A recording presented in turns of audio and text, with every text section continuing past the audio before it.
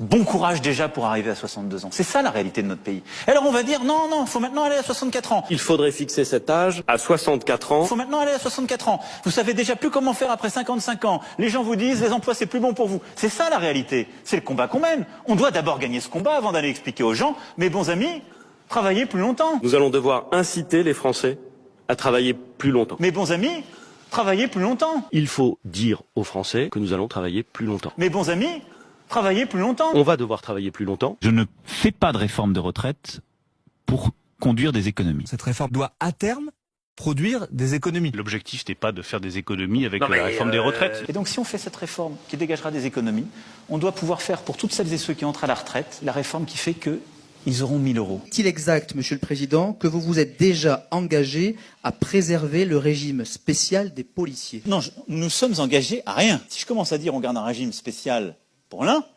ça va tomber comme des dominos, hein. Parce que derrière, on me dira, vous faites pour les policiers, donc les gendarmes.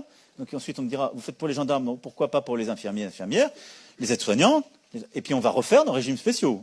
En 2 temps, 3 mouvements, on y est. S'agissant des policiers, ils garderont un système spécifique parce qu'ils risquent leur vie pour nous. Derrière, on me dira, vous faites pour les policiers, donc les gendarmes. Les gendarmes, les gardiens de prison, les militaires bien entendu, conserveront le bénéfice de dérogation d'âge. Si je commence à dire on garde un régime spécial pour l'un, Les routiers qui entrent dans le mouvement pour défendre notamment le congé de fin d'activité qui leur permet de partir à 57 ans. Ce congé de fin d'activité, il sera maintenu. ça va tomber comme des dominos, hein. Dernière concession en date, celle accordée aux pilotes de ligne. Question non plus d'âge pivot à 64 ans.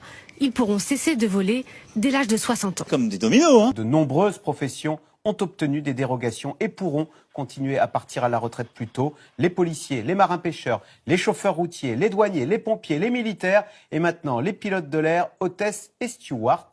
À force de concessions, le gouvernement ne serait-il pas en train de Refaire nos régimes spéciaux. En 2 temps, 3 mouvements,